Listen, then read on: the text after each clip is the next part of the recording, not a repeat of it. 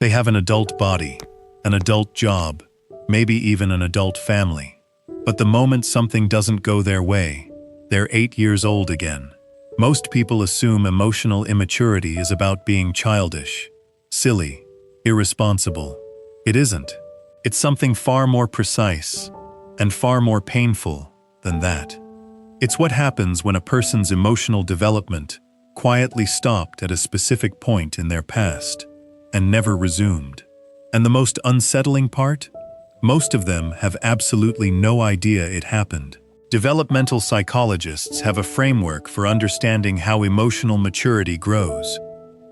Erik Erikson's landmark theory of psychosocial development mapped 8 distinct stages of emotional growth across a human life, each one requiring a specific psychological challenge to be navigated successfully before the next stage can begin. When those challenges are not met, through trauma, neglect, chronic stress, inconsistent caregiving, or environments where emotional expression was unsafe, development does not simply pause, it freezes.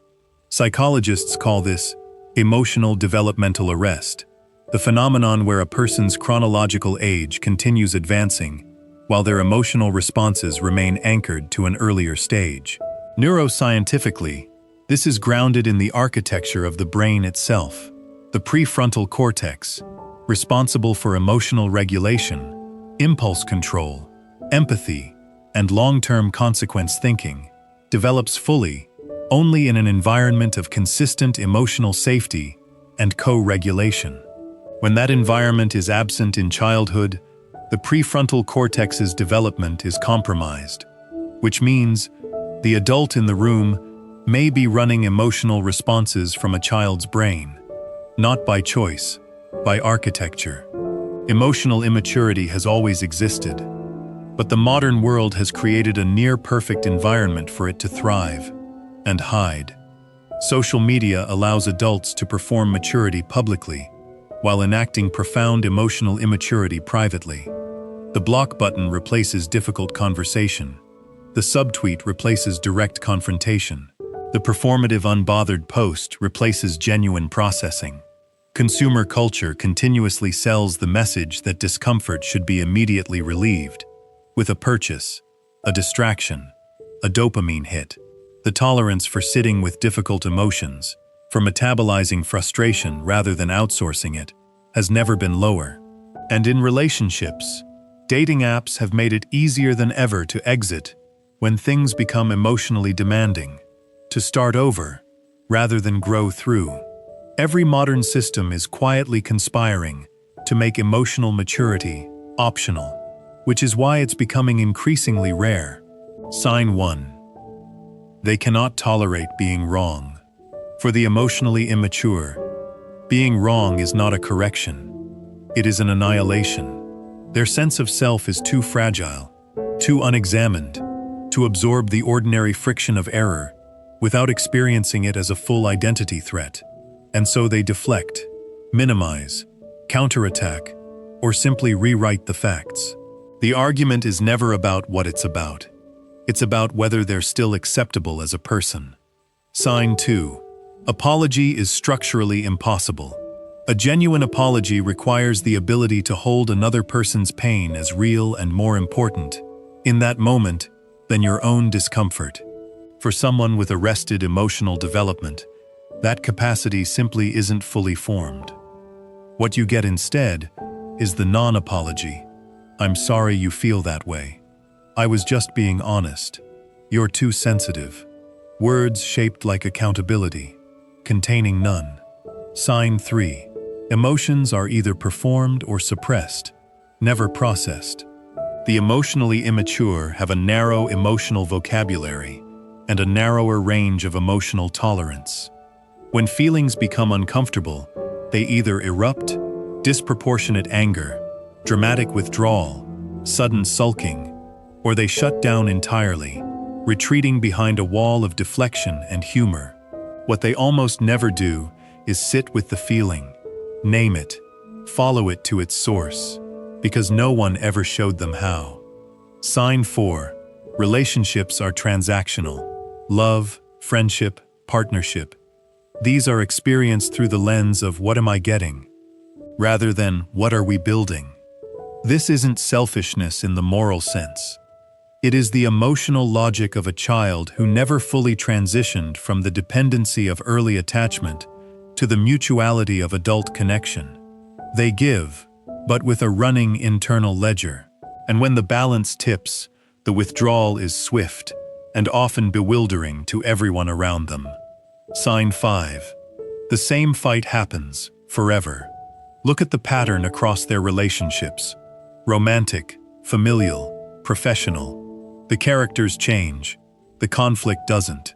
This is what psychologist Carl Jung called the repetition compulsion, the unconscious drive to recreate familiar emotional dynamics, even painful ones, because the nervous system is more comfortable with the known wound than the unfamiliar healing. They are not unlucky in relationships. They are loyal to a script written before they were old enough to choose it. Sign 6.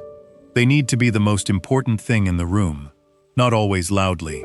Sometimes through victimhood, sometimes through helplessness, sometimes through manufactured crisis.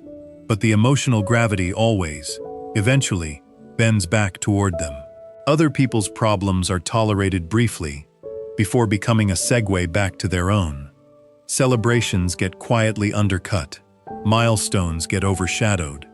The emotional child cannot share the stage, because on some deep level, they are still waiting for the attention they needed and never fully received.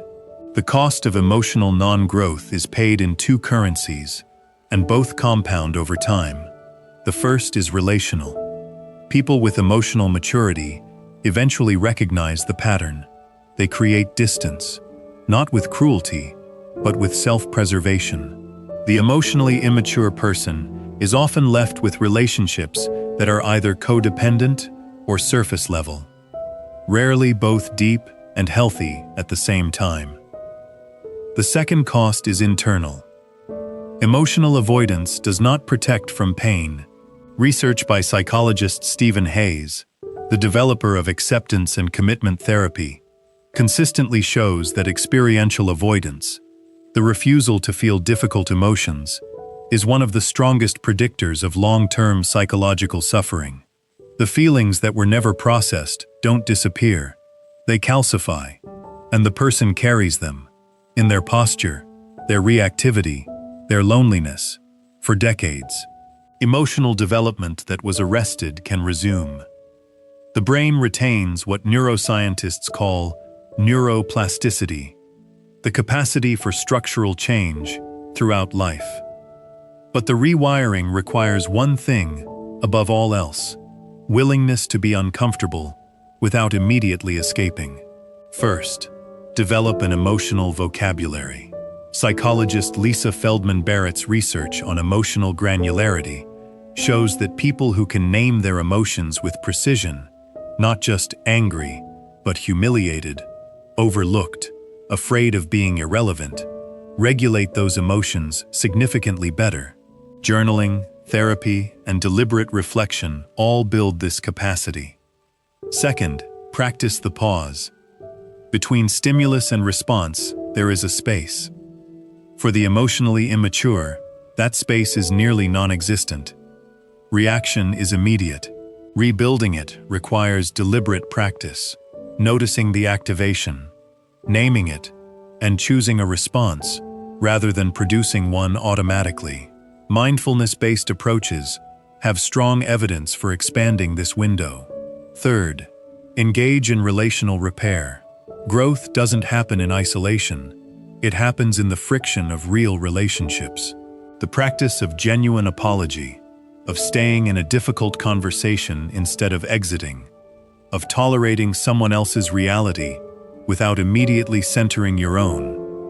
These are the reps that build emotional muscle. And if the roots go deep, professional support is not optional.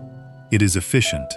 Trauma-informed therapy, attachment-focused therapy, and internal family systems work have strong evidence bases for addressing developmental emotional arrest at its actual source, not just its surface behaviors. You can grow up at any age, The only question is whether you decide to.